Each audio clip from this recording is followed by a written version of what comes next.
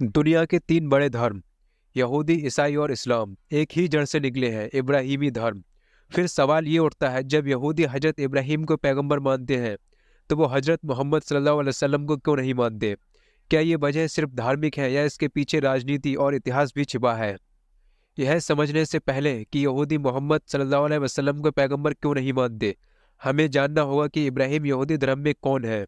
यहूदी मानते हैं कि ईश्वर ने इब्राहिम से करार किया, जिससे यहूदियों को चूसन पीपल का दर्जा मिला। इब्राहिम के बेटे इसहाक, फिर याकूब, फिर इसराइल की 12 कबीले, इनसे यहूदी धर्म की पूरी नींव बनती है। यहूदी धर्म में पैगंबर वो होते हैं जो इसराइल की कौम को सीधे ईश्वर का संदेश देते हों। इनमें मूसा, दाऊद, सुलेमान, याहिया जैसे पैगंबर शामिल हैं, लेकिन सभी इजरायली मूल के हैं।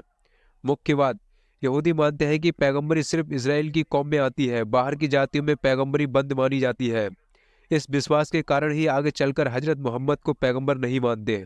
अब बताते हैं असली कारण।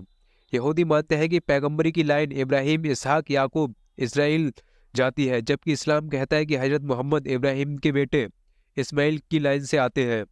यहूदी इस्माइल को वादा वली लाइन का हिस्सा नहीं मानते, इसलिए इस्माइल की संतान में पैगंबरी स्वीकार नहीं करते।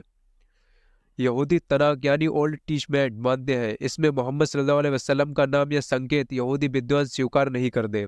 इसीलिए वो कहते हैं, अगर ईश्वर कोई नया पैगंबर भेजता तो उसके संकेत हमारी किताबों में जरूर होते।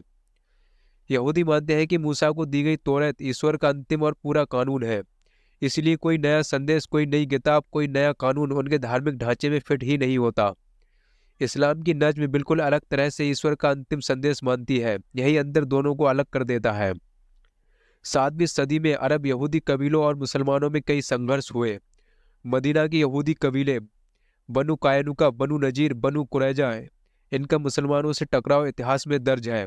इन घटनाओं में धार्मिक असहमति को राजनीतिक दुश्मनी में बदला और दोनों के बीच दूरियां और गहरी होती गई। यहूदियों में मान्यता है कि आखिर में एक मसीहा आएगा जो यहूदी कौम को एक करेगा और इसराइल को महान बनाएगा। इस्लाम का पैगंबर मसीहा की यहूदी परिभाषा में फिट नहीं बैठता, इसलिए वो इस्लामी दावे को धार्मिक रूप से स्वीकार नहीं कर पाते।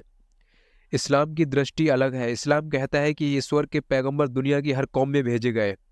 इब्राहिम सिर्फ यहूदियों के नहीं, पूरी मानवता के पिता है। मोहम्मद साहब अंतिम और स्वाभाविक पैगंबर है। कुरान पिछले संदेशों का सुधार और अंतिम रूप है। यही दोनों दृष्टिकोणों का सबसे बड़ा अंतर है। तो वजह सिर्फ एक नहीं, बल्कि वंश, धार्मिक ग्रंथ, परंपरा, राजनीति और अलग अलग भविष्यवाणियां, ये सब मिलकर यहूदियों को मोहम्मद साहब को पैगंबर मानने से रोकती है। तीनों धर्म एक ही जड़ से निकले हैं, लेकिन अपनी अपनी व्याख्या और इतिहास ने इन्हें अलग रास्तों पर ला खड़ा किया है।